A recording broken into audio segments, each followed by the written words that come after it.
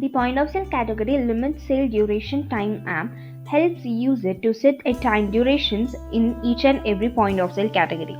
So for that we need to get into end point of sale under the configurations where we can see end point of sale product categories. Now let's get into that. These three are the product categories as of now we have created. So let's get into one of the product category which we have created before. Okay. So from here in that product category form page, user can set and time limit. Okay. So for setting and time limit, we need to enable this option which is available.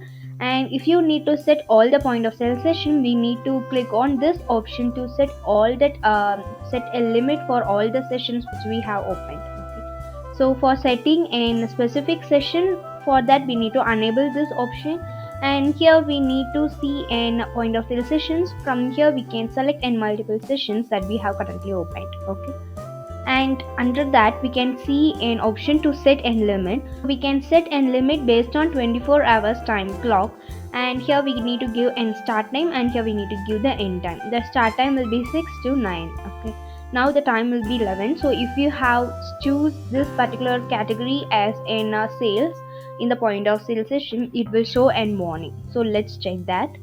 So for that let's get into an new session. So in the point of sale screen, if the category related product is selected for sales, so from here you can see an chair is in category for those products. Okay, so now let's choose one of the product.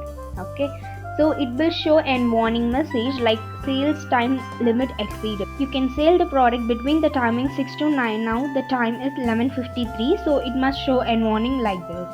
In this way, we can make use of this module to set a time limit based on the product categories. If you have any queries regarding this video, you can ask in the comment box. We will definitely solve your queries. And if you feel this video is helpful to you, you can like this video and subscribe our YouTube channel for more Odoo related updates. To see more about and point of sale related features, check our BrowseInfo playlist to see all newly updated point of sale features that we have. Thanks for watching.